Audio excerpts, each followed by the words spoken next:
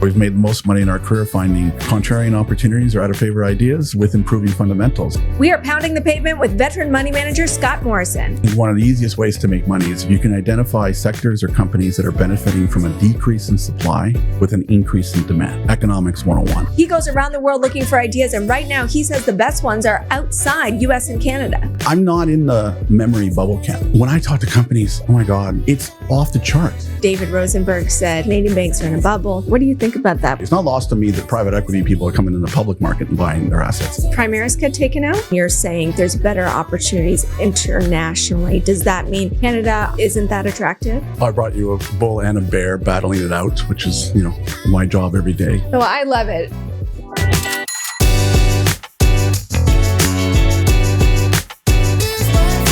When you choose a Raymond James advisor, you're getting more than independent financial management. You're getting access to complete financial guidance under one roof. From tax and estate planning to trust services for generational wealth and strategies for life's key milestones like buying a home, funding your children's education, or preparing for retirement, they bring it together in one financial plan. What also makes Raymond James advisors unique is their complete independence. With no proprietary product to promote, you will benefit from personalized services, all backed by the strength and resources of Raymond James, a powerhouse with $100 billion in assets and over 520 advisors nationwide. Discover how Raymond James can help you live a life well planned. Visit raymondjames.ca.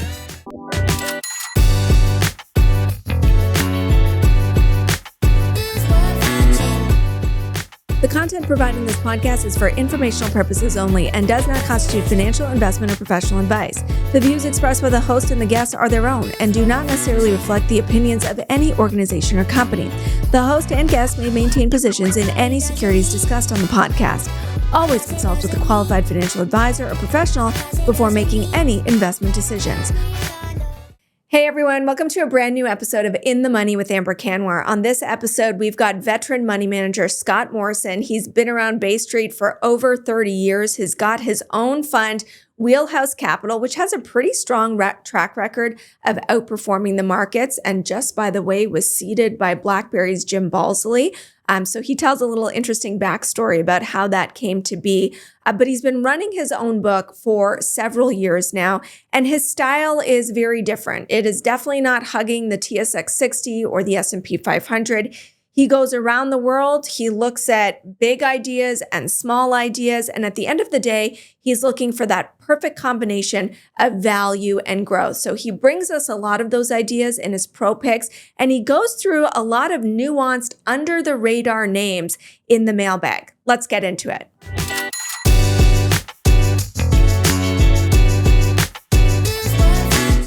Scott Morrison, thank you so much for joining me on the podcast.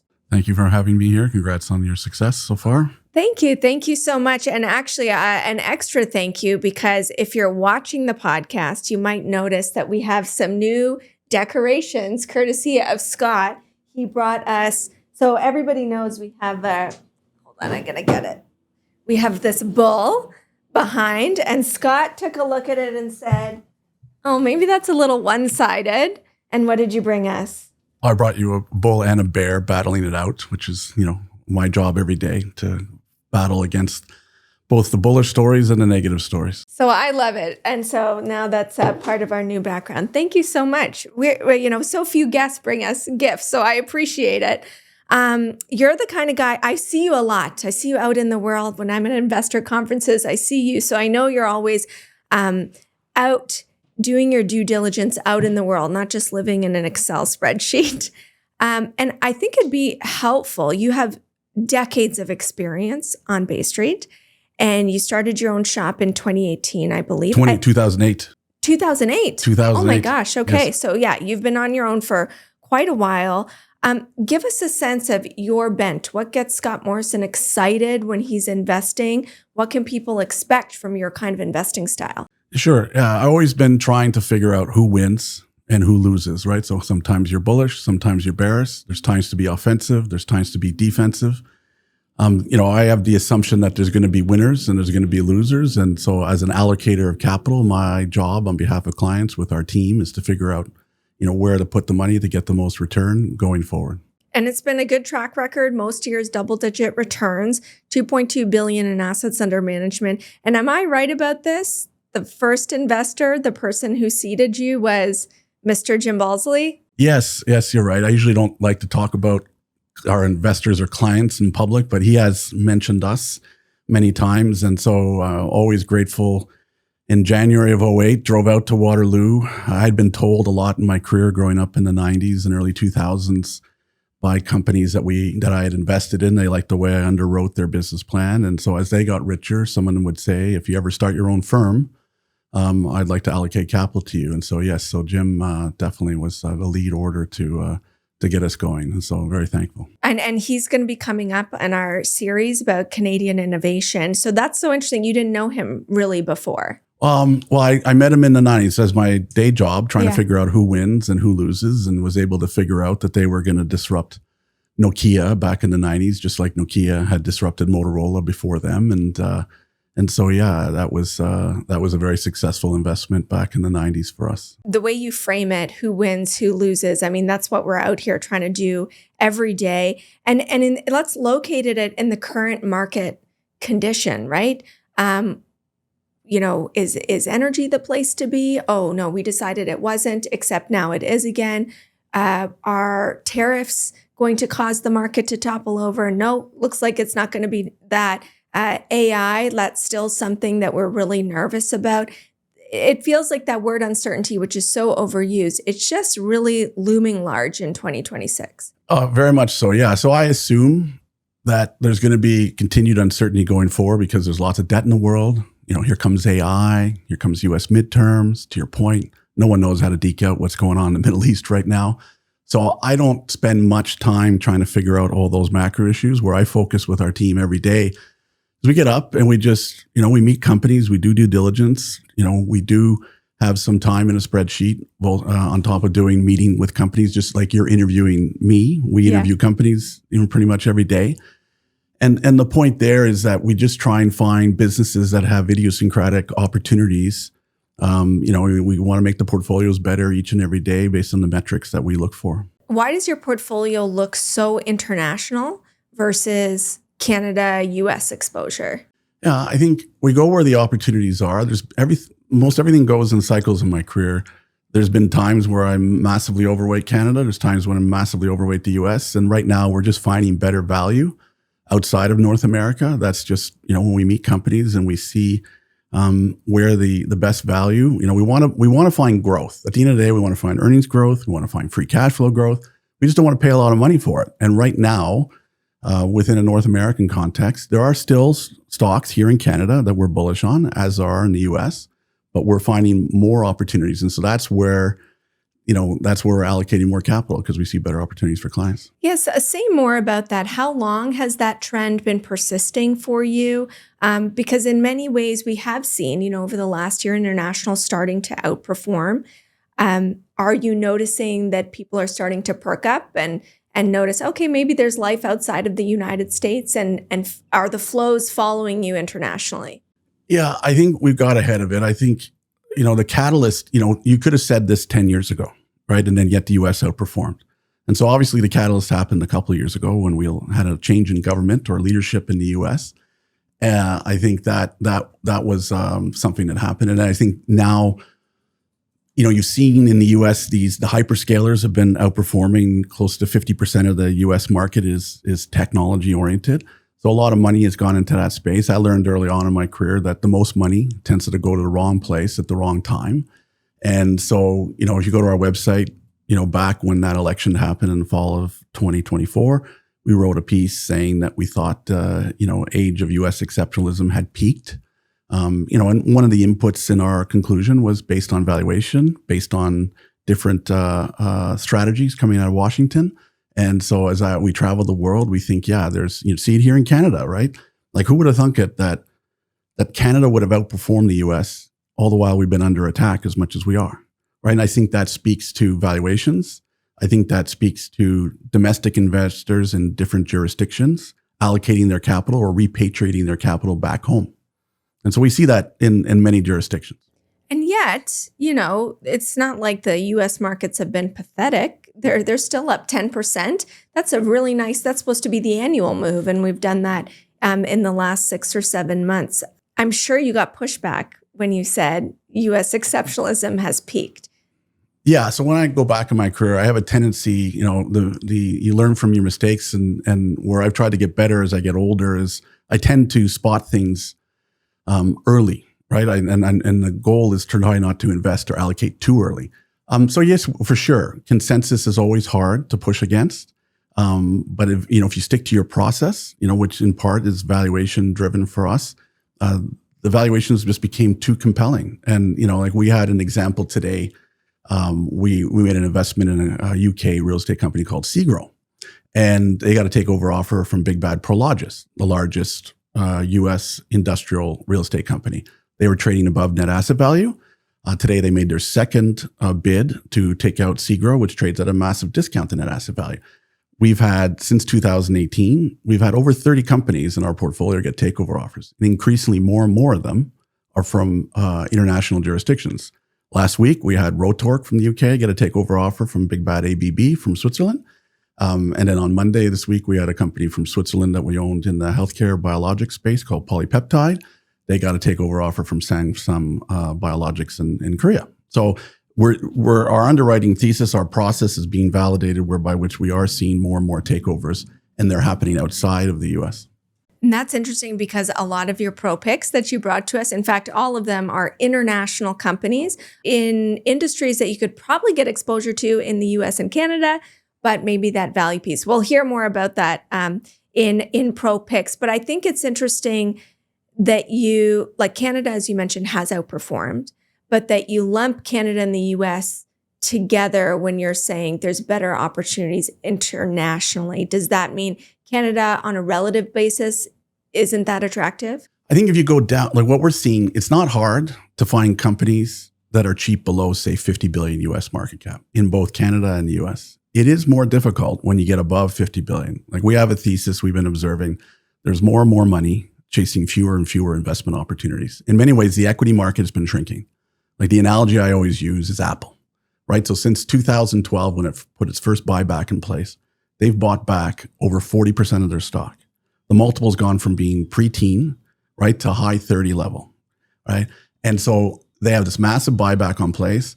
And so what we're seeing and hearing as more North American investors like us travel the world, and we just talk to management teams, we're like, why don't you take a page out of the playbook from the North American companies, which are buying back their stocks? Yeah. Right. And so that, I think that trend is still in its early days it's internationally. Yeah, Japan, it's been in place for 10 years.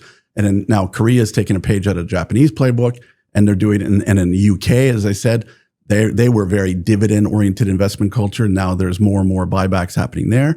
And so, yeah, I think Apple foreshadowed what's this trend. And so we want to go, as Gretzky would say, where the puck is going, as opposed to where the puck is. And that's one driver we think that is helping the international markets outperform the next 5-10 years versus last 5-10 years.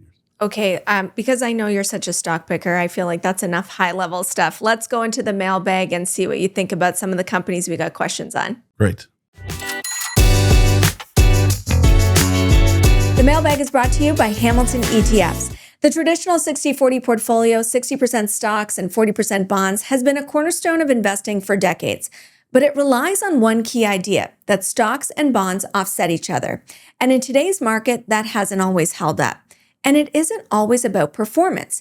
It's about managing volatility. That's where the Hamilton Enhanced Mixed Asset Allocation ETF, ticker MIX, comes in. MIX. Think of it as an evolution of 60-40. It combines 60% equities, 20% bonds, and 20% gold. Gold acts as a third layer of diversification, which has historically been a safe haven during market stress, an inflation hedge, and less correlated to bonds and stocks. So instead of relying on 2 asset classes, you now have 3. When you backtest the mixed asset index back to 2004, you get similar returns to the S&P 500. And when you add leverage, modest leverage, 25%, the index has historically outperformed. And importantly, the index's volatility has been lower with this 60-20-20 approach, even after modest leverage. And the index's drawdowns during market sell-offs has been less. An example is during the financial crisis. The S&P 500 fell 55% peak to trough. The mixed asset index only fell 27%. And even with leverage, it only fell 33%. So you get historically shallower declines, smoother returns, and typically faster recoveries. And that can matter because investing is not just about returns. It's about whether you can stay invested long enough to achieve them.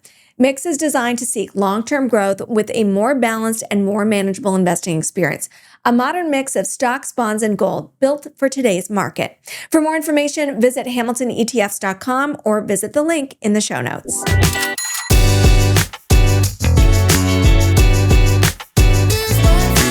Our first question in the mailbag, I'm laughing because you've just spent time talking about international and value, and this is going to be the most domestic question and arguably not value at all. And it's about the Canadian banks. And I think this week especially, there's a great debate about the Canadian banks. It's not just been gold energy that's powered the TSX. It's been the banks too. They're trading at record highs, very high multiples.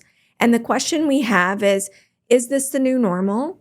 And is it too risky to add more capital here? Should I be taking profits?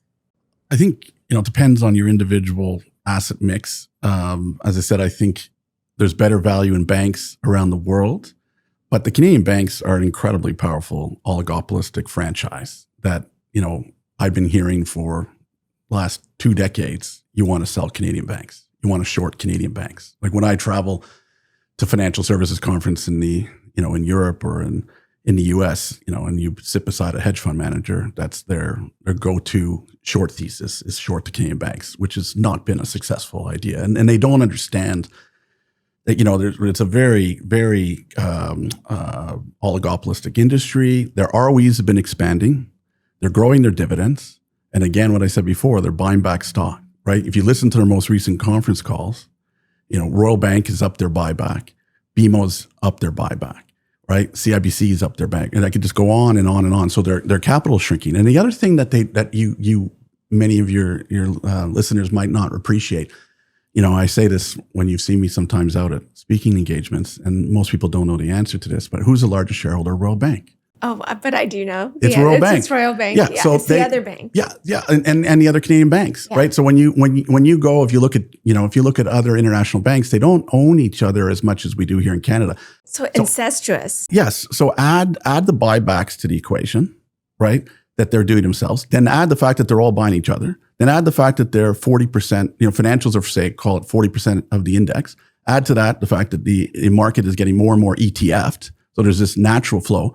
If you wake up today and you sell your business in Canada and you bank with one of these 5 banks, they're going to be all over you to cross-sell you their other services, right? And then so if you allocate your proceeds from your sale in your business or whatever windfall gain you've had to your savings account, they're going to take your money and in part they're going to buy themselves, right? So you're really fighting against a big tailwind.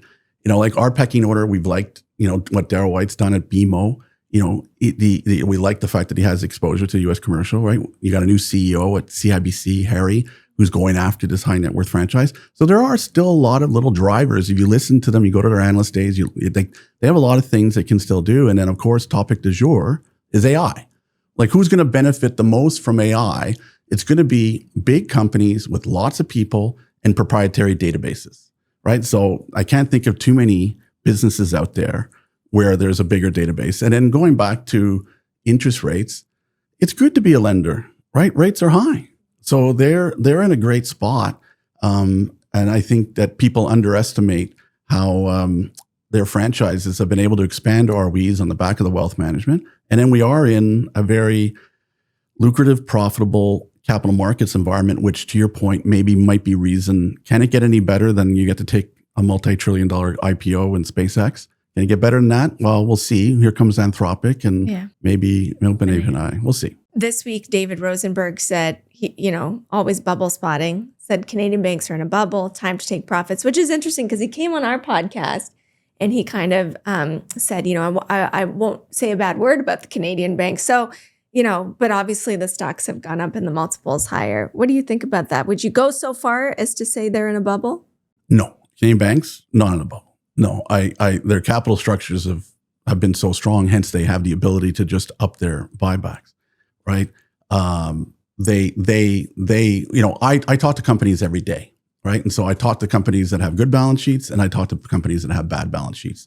That's not where I'm worried. Where I'm worried about there being a bubble, to be frank, would be in the general partner, private equity, private credit world, where there's been some questionable practices around marks, right? So that's where I think there could be a domino that fly, because you have leverage. Like your Apollos, your KKRs. Well, I'm not gonna. Yeah. I met Apollo in June, and they have an incredibly great franchise, great underwriting. I think it's more smaller GPs, the ones that have been gating that we don't hear about necessarily. I don't think the Apollos are the ones with the strong LP relationships they have, where the troubles are going to come. It's going to be, I don't know. When I started my career, I don't know if there were 1,000 private equity firms in the world. I don't know today if there's 10 or 15,000, but there's too many, right? Again, too much money during the time of quantitative easing and free money went towards private markets. And so there were a lot of upstart, small private equity, private credit firms, not of the AAA ilk of Apollo, that got going. And so right now we're in a process where there's a lot of debt set to mature the rest of the decade, and we'll see who we're really good at underwriting. And I think that's going to be where there could be some risks. And to bring it back to the banks, like that industry, I guess, grew because the banks in part were not willing to underwrite. Well, so there was the regulatory changes that pushed people towards the private credit markets after 2008. And those, here, coming back to the banks, those regulatory restrictions, headwinds, are now being reduced across many jurisdictions around the world. If there's a big credit bubble, to Mr. Rosenberg, to Rosie's, to David's thesis, there will be people will catch, the banks will catch a cold as well, right? But they're not going to be, it's not going to be a Lehman and Bear event, in my opinion. It's not going to be Silicon Valley Bank event with the Canadian banks, in my opinion. But could there be trouble, like we've seen in Canada, in the financial services sector go easy, in the subprime lending space has had some troubles, that not as well diversified business models. But yeah, the Canadian banks are not the banks that were around in the late 1980s, early 90s during the real estate bubble that popped there, right? They have these wealth management recurring revenue franchises are incredibly profitable, incredibly powerful, and they will enable them to weather storms that will come, and there will be storms, right? So they might not perform, I think, they're up, 30%, let's say this year. You can't extrapolate that every year. They've had massive multiple expansion on price to book, price to earnings. That's not going to happen as easily in the next 12 to 18 months as the last 12 to 18 months. But yeah, I wouldn't, it's dangerous to bet against the Canadian banks. And I think he's not calling for a Lehman style event, but yeah, just saying it's kind of become our AI trade and time to book profits. Good discussion on the Canadian banks. We've actually got a question in the mailbag about BlackBerry, which is interesting given your very long history with the company and one of its founders. But I want to talk about BlackBerry as of today, which is very different from what it was. No longer making smartphones. It's a software play. And they've been trying to do that for a couple of years, no success. And then all of a sudden, the stock takes off. And I think if it's not the best performing stock in 2026 on the TSX, it's one of them. What do you think of what is BlackBerry today? Yeah, so we're shareholders. We became shareholders last year again, right? So we've been monitoring, watching it. It would be criminal almost for me if I didn't do that, based on my Canadian heritage with the business. Yes. And so, look, it takes time to turn around, right? They got disrupted by Apple, just like I said, they disrupted other, digital device makers. But now they're a software company, right? Software has not been, necessarily in favor this year, but they have two primary assets that are best of breed in terms of technology. QNX, which, the company, luckily, fortunately, they bought that business, 2009, 2010. So really, at the end of the day, if they didn't have that, then the turnaround would have been much more difficult to execute, if at all. So QNX, they're selling software in the operating system for cars, right? So here comes all this autonomous drives. Have you been in a Waymo? I have not been in a Waymo, but I do know that. Right. So and they enable. Right. And so the point being is that, I was in Korea 18 months ago. Hyundai is one of the best of breeds OEMs that will survive the day. And that's one of their customers. So they have this recurring revenue stream that's going to come from QNX going forward. I think is very powerful. But they've always had that. Why is the stock taken off? Why have people just woken up to this? Okay, so if you're going to move into an autonomous world, if you're going to move into, you're going to put software as an operating system, it's different than your laptop, right? It's not going to bump into your colleagues' laptops here, right? But if you're driving on the road, I can hear the cars outside. If there's a bug, right, you need truly 5 nines reliability. You need to get through certifications, and it takes time. And the other thing with cars is the way the auto OEMs work is model years they change, right? So to get into the design wins, you need to plant the seeds, and then you're only going to get those sales come along as they sell the cars in the future years. And then the bonus, that's happened is this, sadly on the back of what's happened in Ukraine and what's happened in the Middle East is, as we've heard here domestically, military and security has become front of mind after being a distant thought for our politicians for many years.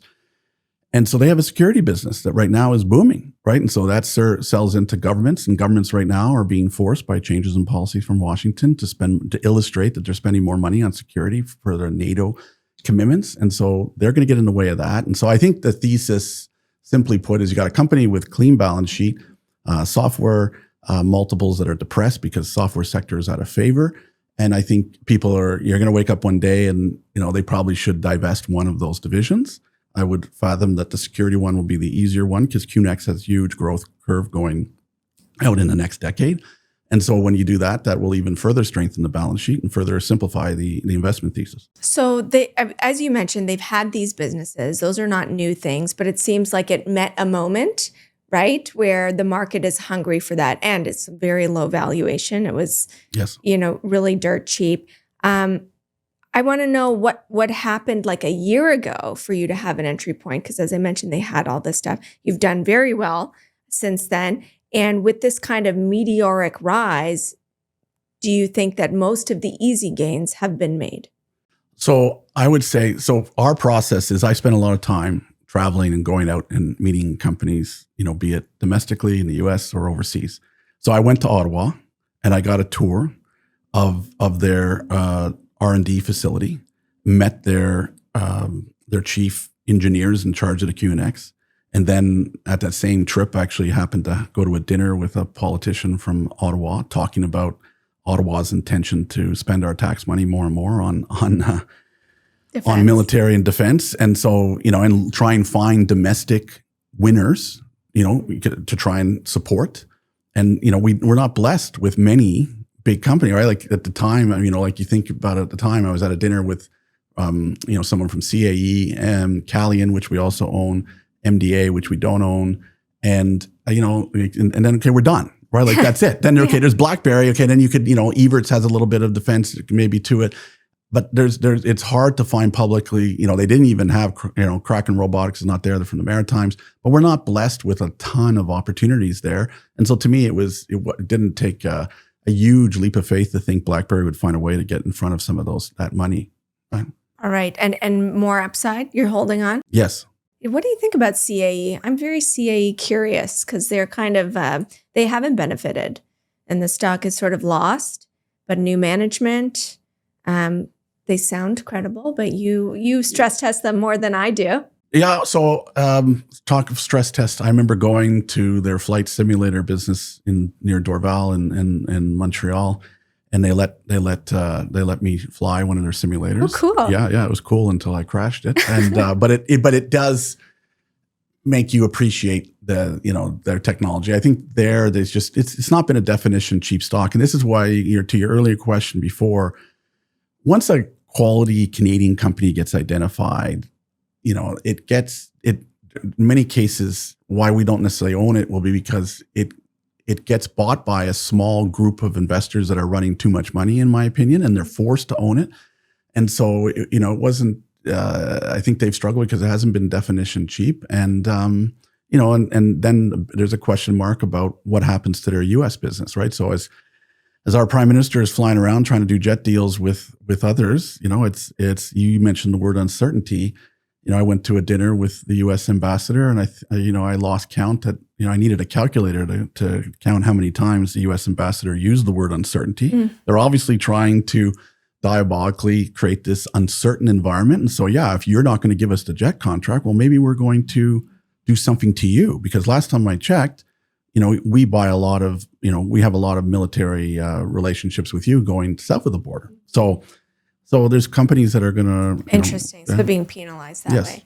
We've got a couple of questions on retail stocks, which, I would say Canadian investors are like pretty dismissive of retail stocks. We've got two hot ones in Aritzia and Groupe Dynamite, and talk about, few large dollars chasing few names. Those are it. Aritzia and Groupe Dynamite both have done really well when you pull back. Do you like either of them? Do you own either of them?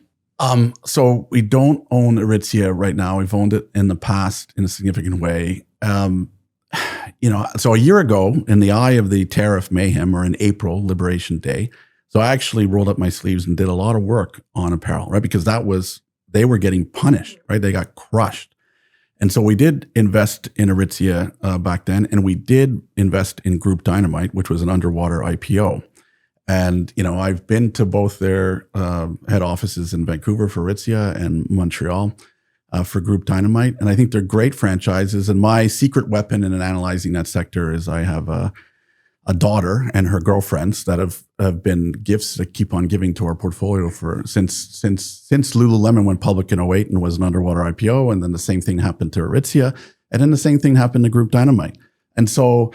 they tell you when it's cool, when it's not cool. Well, yeah, before my daughter got her driver's license, the price of me chauffeuring them to the mall, because we don't have Waymo here, was you have to tell me where are you going to spend your money? And, invariably the last decade, Aritzia won hands down. That was a layup, right? And then at least with Aritzia, you go there, they have the couch for the boyfriends or the dads. So I've sometimes been there, but I'll tell you, Garage has been a little bit of a trickier analysis process for me, because they have a younger target market, and you're aging out. Your kids are aging out. I look as a 55-year-old male. I was a little nervous going in the store, but what I can tell you in both their cases, longer term, apparel is a very cyclical business, literally a fashion business, goes in and out of favor. So Groupe Dynamite, I think, can follow in the footsteps of Aritzia. And in some ways, Aritzia, it's not apples to apples, will follow in the footsteps of Lululemon. And so ideally, we look for companies that can double or triple in size. And I think both those businesses can. Right now, Aritzia is selling at a low single-digit free cash flow yield. Groupe Dynamite is, say, higher single digits. You could buy Groupe Dynamite at north of a 20% free cash flow yield, 14 months ago. It's not there anymore. So, but I think in both cases, they're led by kick-butt founders that, that culturally have made those companies successful. And when I talk to my daughter and her friends, they're spending money there, I'll tell you. Well, and you're going to the mall, which I think is interesting and leads us to our next question, which is Primaris REIT, the death of the mall. And then I'm looking at Primaris REIT, which owns malls, not even the best ones, at a record high. Yeah. So I think, I always say to my team, you make the most money when you prove the most people wrong. Right. And then the other thing that I love to find, right, is I love to find situations where supply is down and demand is up. So coming on the back of that apparel research, one of the takeaways, a second derivative learning we had was when I was talking to, Abercrombie and Fitch, and talking to Aritzia, and talking to Groupe Dynamite and other retailers last year. And I was talking to them about their go forward expansion plans. One data point I kept on hearing over and over again is it's getting harder to find space, right? So all of a sudden, so Alex Avery, who runs Primaris, 52-week high, interesting to note, he bought shares at June 30th before they went into blackout period, right? So the CEO stepped in and he bought 10,000 shares. That's, he has nearly $10 million when you read the proxy. And, the stock trade discounts, it's, an 8% cap. They've been, I think they can still consolidate that space, excuse the pun. But the point being is that I think the malls have been oversold. We've been fortunate this year. We were big shareholders in First Capital, which got taken over by Choice and KingSett. And we were also a shareholder in Whitestone, which is a service retail, not a mall company in the US, which got taken over by Ares, right? So it's not, to your point before about more discussion about private equity, it's not lost to me that private equity people are coming in the public market and buying their assets. Just Primaris get taken out? Well, so I mean, to me, it's an easy scenario. I don't buy a stock because I think it's going to get taken over. But would I be surprised? Hell no, right? Like in terms of Simon Properties, which has 20% stake in Klépierre from France, to Mace Rich, which just they're cleaned up. They've been spending like, forever cleaning up their balance sheet. They finally got, they did a deal with a U.S. bank recently to further clean up their balance sheet. So yeah, would it be a natural extension? Because you're not building new malls, right? So if you're Simon Property and you're number one mall owner in the U.S. and you wanted to expand north of the border with a very advantageous U.S. dollar versus a depressed Canadian dollar, and they sell at a significant premium on FFO or cap rates and implied cap rates and so forth, or net asset value. So yeah, is it trading at a discount or premium to its net asset value? Oh, Primaris is trading at a discount still. Oh yeah, and then and that's before we even start. Let's talk about replacement value, right? Like, I mean, if you want to put together a new mall right now, special, like in terms of let's pave the parking lot, let's spend money on the concrete and all in the post-COVID world with all the inflation spike on the input costs. So that's one stock that I think will be, a very conservative compounder going forward because, and then, and the opportunity to buy that name. And I think why it's done so well this year, because it's not so long ago, a year ago, where you saw Hudson's Bay go to zero, right? And so there was this negativity around, but they've been able to they're replacing the tenants. They're improving the tenants. What would you rather have, Hudson's Bay as a tenant, or have a grocery store, or have a TGX or a Winners or a low cost with a better balance sheet, right? So they were hampered with a very bad counterparty, very bad tenant. So I think that, to your question about Aritzia and Groupe Dynamite right now, I would say we prefer to own the landlords as opposed to necessarily the tenants. And what else would you own? As you said, a lot has already been cleaned up. So we mentioned, so we own the largest one of the largest mall companies in France called Klépierre. We've owned that for a while, right? I think we had Whitestone get taken out in the States, but we own Federal Realty in the US. Well, it's not a mall company; it's more a service retail, very quality company. So I think right now that retail, again, when we do channel checks, so to speak, and we talk to simple power of the landlord versus power of the tenant, the pendulum has swung, right? I mean, the Amazon effect was real, right? 10 years ago, we wake up, Amazon buys Whole Foods. Everyone was like, oh my God, here comes big bad Amazon. We're not going to build new malls. So the beautiful thing is, Canadian population has grown, US population has grown. They're pausing right now. But, if you're a Dollarama, if you're a successful retailer and you're trying to find new space, the Bay went bankrupt. Zellers went bankrupt. Sears is gone, right? So there's no low-hanging fruit. Toys R Us has gone bankrupt. So where's the incremental space going to come now in the next 10 years for those successful retail growth business plans to find space? It's going to get harder. And so I think that's good. As leases expire, there's going to be pricing power for these retail landlords. Okay. Well, great education there about the landlords and out of consensus, as you say, which you're not afraid to do, which brings us nicely to a stock that we've got in the mailbag, which is Propel Holdings. It's a fintech. It does lending primarily in the United States. It's kind of evened out a little bit this year, but it's been under pressure. And I think it got caught up in two things. One, Go Easy imploded. And even though they're different businesses, Propel gets painted with the same brush, and probably just a credit cycle crunch in the U.S. Yeah. So it's a small cap subprime lender in a world where rates are going up and people are starting to question the strength of the U.S. consumer. In particular, we've all heard about the K economy, the low end. Right? So that's their target market. Then, as you said, in Canada, the regulatory pressures around where they can price their loans in context of delinquencies has been a headwind. But to your point, the U.S., so they need, they're just kind of underfollowed, underappreciated. I met them twice in the last year. You said I'm a contrarian. I tend to look for things that are out of favor. They've definitely hit the screens. They look cheap on many metrics. We were shareholders in a company from the UK called International Personal Finance, which always looked cheap and then got taken private.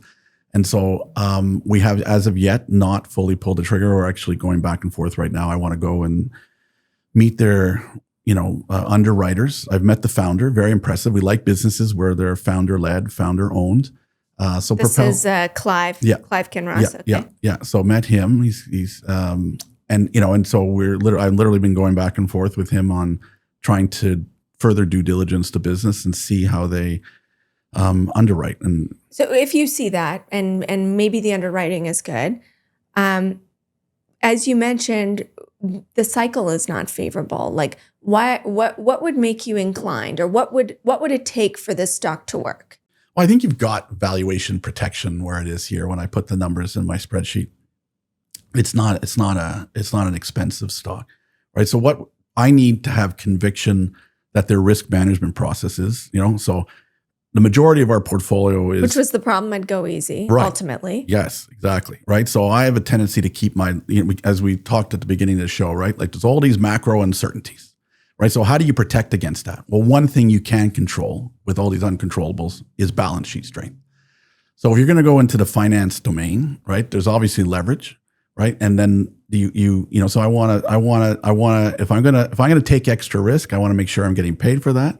And then I'm going to benchmark them relative to other subprime lenders I've seen throughout my 3 decades in the business. And subprime lending has been an area, like I said before, right? Like there's been a number of banks throughout my career that have gone to zero, right? Whether it's Silicon Valley most recently, or it's Lehman Brothers, or it was Korean banks, or it was there's been a lot of bank failures. And so in this case, they're in a position to fill a niche need. They're in a position, again, like I said before, to benefit from technological advancements. So stay tuned. I'm happy to follow up as to what our process. Okay. No, I love it. It's on the watch list. Our final question is on what used to be, I think, a Bay Street tech darling, Kinaxis. And what? You're smiling. No. We own it. Okay. So to your point. So okay. Like it went, 2014, 2018, 2019, great stock. And then it's been a little bit more middling since then. The growth is still there. The business has doubled in the last couple of years, top line growth. But what does it take to work? Yeah. So I think, it is a best of breed supply chain management software company. And so I think the overhang, so that's in theory in this world. Yeah. Should be doing incredible. Right. But if you're a large investor and you're investing in a small cap software company like this, would you like it if they change CEOs? Would you like it if they change CFOs? Would you like it if their head of IR is retiring? So a lot of people would say, well, I'm going to wait to meet the new CEO. I'm going to wait to meet the new CFO they announced this week. I'm going to wait to meet the new IR person, right? A lot of size investors, once again, more and more money run by fewer and fewer firms. So typically, if you're going to buy this company, you're going to have to take a big stake. But what we like underlying the business has been performing well, right? Like Buffett, has a line, I think it is, that says, you want to own businesses that can almost run themselves, right? Put it politely. And the idea being, the business, in many ways, there's a lot of employees working hard at their head office in Ottawa around their operations around the world.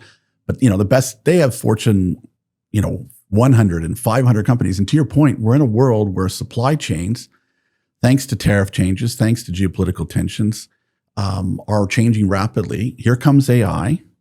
They have proprietary data sets. They've been sold off or depressed because everyone has just sold everything to do with software. So we think there will be, some hidden gems within the software arena that people are just exiting en masse. And so Kinaxis, I went to their offices last September in Ottawa as well. And I think the other thing, that people have been trying to figure out with software is what's going to happen to the pricing model, right? So everyone was debating, okay, what's the terminal value, right? Back in February. Well, so they have AI agents as part of their offering to clients. Well, how do you charge for that, right? How do you charge for an agent versus a seat, right? And so people have been in this period of uncertainty. We like to invest in ideas that I call 2-quarter problems. Companies that have a temporary dislocation that aren't structurally going to be challenged longer term, right? So-called bear traps, right? And so what I've learned in my career is if you wait for the certainty, you pay a high price for the certainty. But if you're willing to get off your butt, get on a plane, go to, underwrite it, wait to see, make a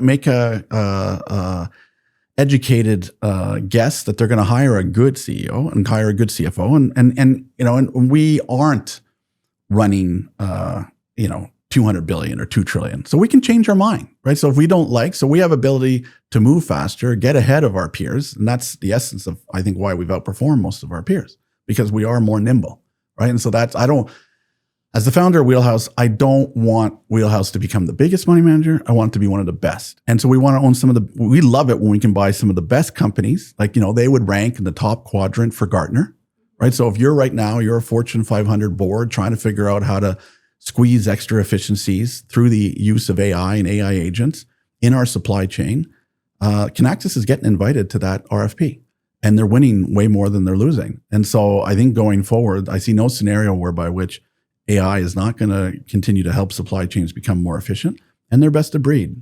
Does it get taken out? $4 billion market cap is so easy. So once again, I don't buy stocks because I think they're going to get taken over. But would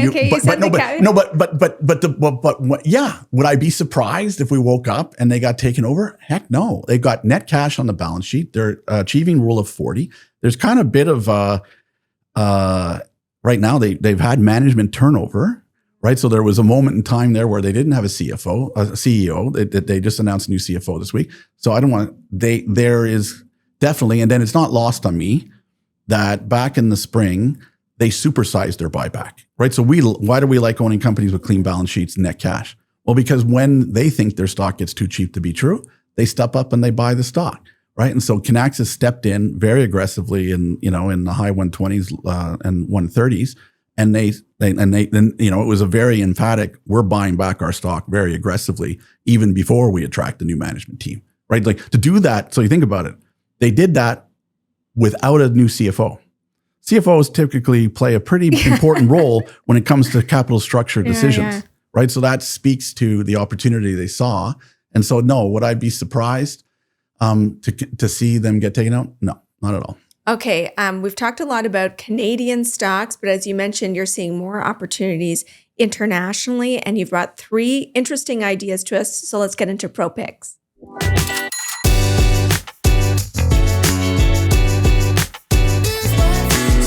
Pro Picks is brought to you by ATB Financial. With over $100 billion in assets, ATB Financial is powering possibilities for more than 843,000 financial services clients. ATB Cormark Capital Markets is a leading North American investment firm providing holistic corporate and capital markets advice and full-service financial solutions. Visit atb.com/inthemoney for more information. Okay, these are international. In 2 cases, though, you can buy it on the New York Stock Exchange. So for our Canadian investors, I know they complain sometimes when we get a little too exotic. These are international companies, but you can purchase them on the NYSE.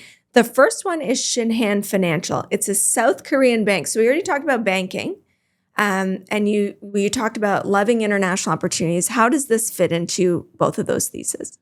Yeah, so I met them last year when I was in Korea in September, and so they trade below book value versus Canadian banks that trade at 2 to 3 times book value. They trade at a single-digit multiple of earnings versus Canadian banks that trade at mid-teens multiple of earnings.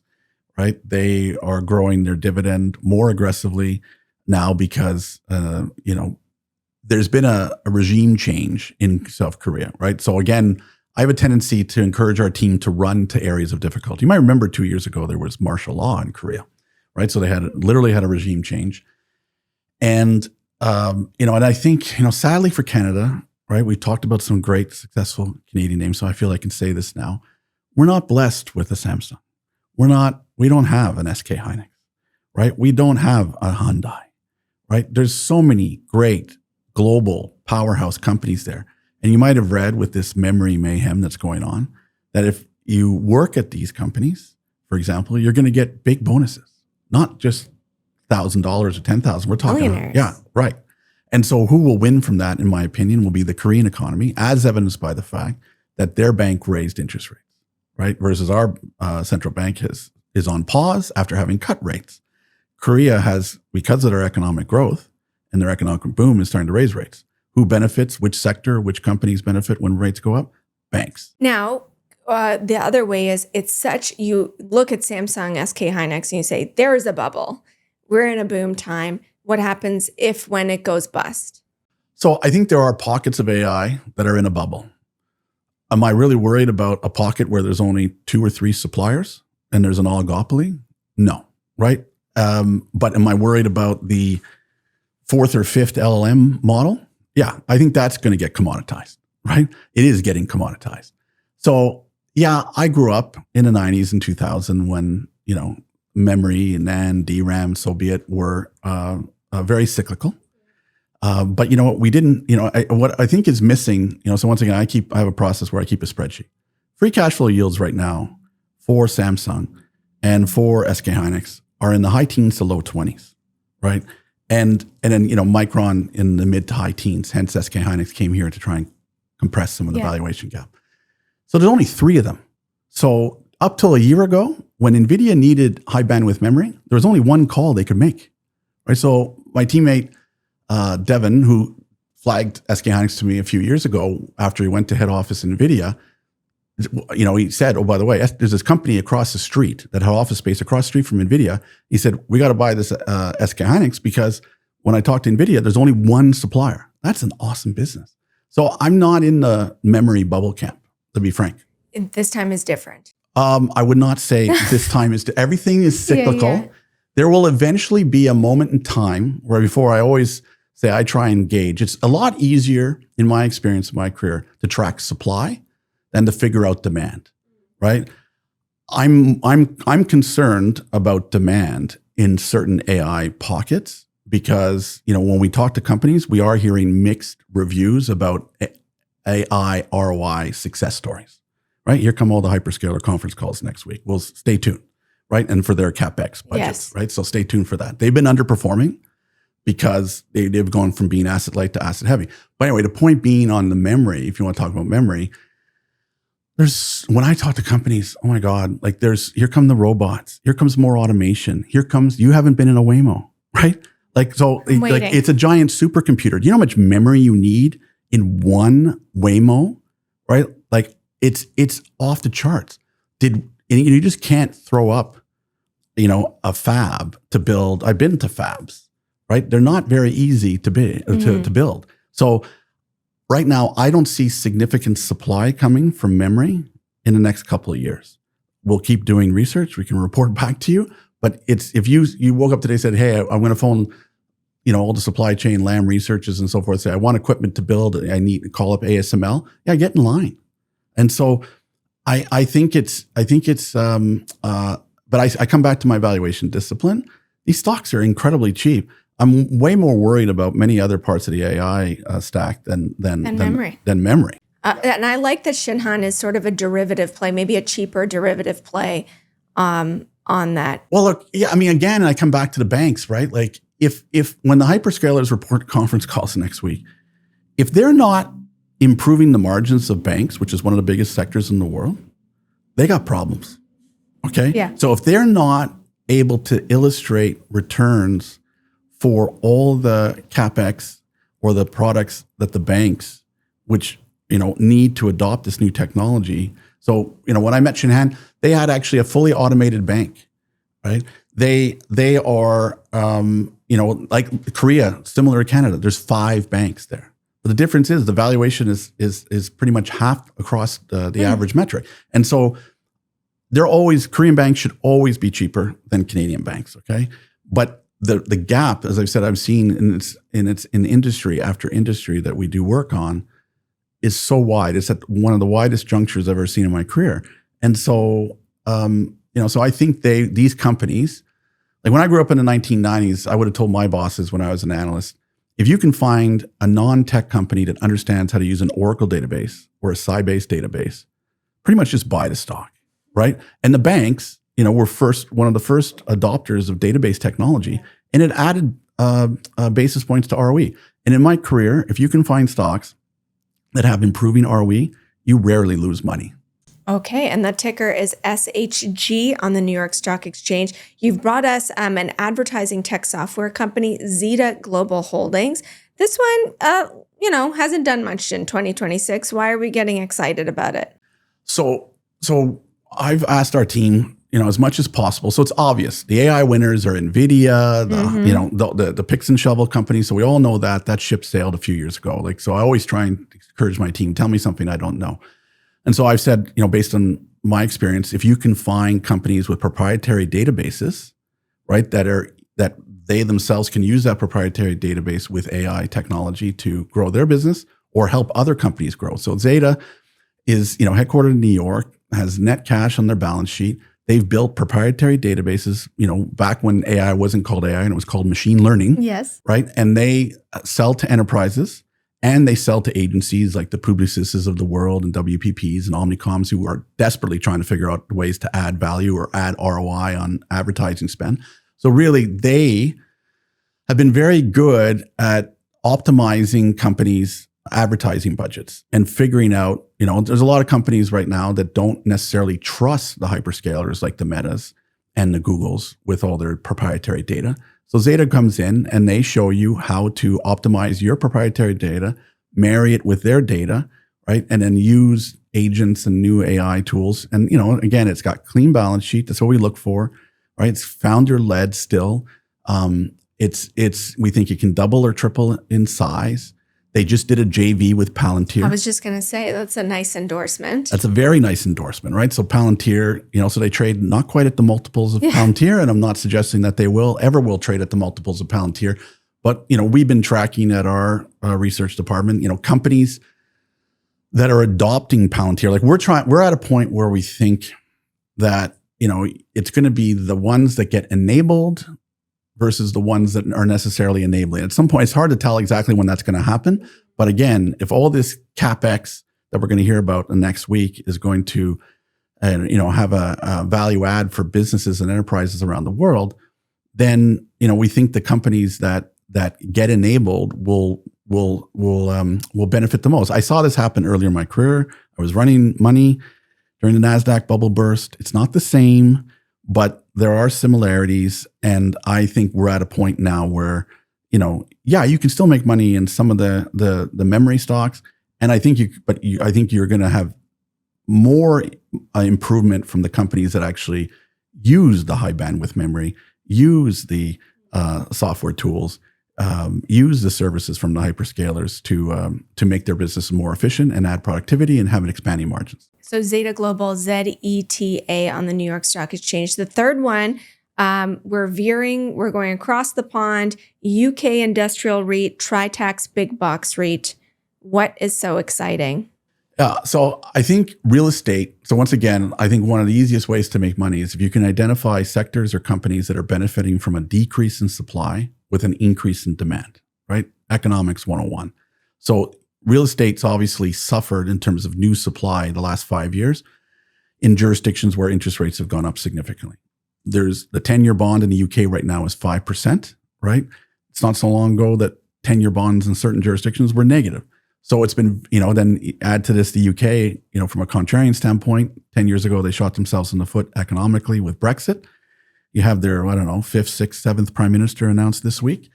So that's not been a go-to place for people saying, hey, if I want to build a new logistics center, send me money. Yeah. Right? And so, as I said before, fortunately, we own a company called Segro, which is getting a takeover offer from Prologis. Tritax is it trades it's discounted at 7% cap rate. It's got very low loan to value. Founders are still running the firm. Sells way discount to replacement value. They're benefiting. The incremental demand is coming from the military spend, right? So if you're going to build a bunch of drones, you got to put them somewhere, right? So you need logistics warehouses. So that's an incremental tenant that wasn't there before, on top of the e-commerce effect that we already saw in place. And then some of their, an optionality is some of their logistics facilities have power. You might have heard that some people are looking for power these days. Yes. So hence there's a better use for that. Some of that real estate could be converted to data centers for sovereign AI projects, for example, if you're military inclined. But then, for your listeners that, want to find other ways to benefit from that, like domestically here in Canada, you can invest in Dream. In the US, we like East Group. Like Dream Industrial? Yeah. So, the point being is that, we went through a period of time where there was too much space. Globally, during COVID, the industrial complex over-earned, right? Because we all were at home. We were all adopting Shopify and Amazon. And so, and supply chains got challenged. And so people needed more space. So everything goes in cycles. Industrial benefited from that short-term period of time where people needed to have place to store their goods and their supply chains. And so now fast forward to today, then rates went up. And so you had a little bit of increased vacancy as too much of the supply came to market. And so here we are today, and Amazon is expanding, right? There's incremental demand from them. We are seeing increased demand for automation. So some of the legacy logistics facilities are basically becoming obsolete, right? More and more companies, one of the biggest feedbacks, trends, themes we hear from company after company the last few years is because, sadly, on the back of COVID, we saw massive wage spikes, right? So some companies have told me that when they were paying someone in a warehouse $15 an hour, they really didn't care about putting robots or automation equipment in place. But now, if someone's making $25 or $30 an hour, they're investing in robots and logistics. So hence they got to retool, they got to reorient that box. And so that's good for the landlord because it means that, they're investing more CapEx into that facility, makes them a better, in many ways, tenant. And so I'm bullish on the logistics business. It's an extension of our discussion earlier about retail REITs too, because they're kind of tied at the hip in many ways. And so I think, real estate's been very much out of favor. And so, as I said before, we've made the most money in our career finding contrarian opportunities or out of favor ideas with improving fundamentals. And so I think this is an area in the next few years that will have improving fundamentals. Amazing. It has been such a pleasure to talk to you and learn more about these companies. Scott, thanks so much for joining me. Thank you for having me. And I think we had a nice bull-bear debate there we go. on some of these stocks. Don't miss our next episode. We've got Gary Aiken. He's the head of Canadian equities at Franklin Templeton joining us. If you've got questions, email us questions@inthemoneypod.com. Find us anywhere on social media @InTheMoneyPod, and we'll see you on the next episode.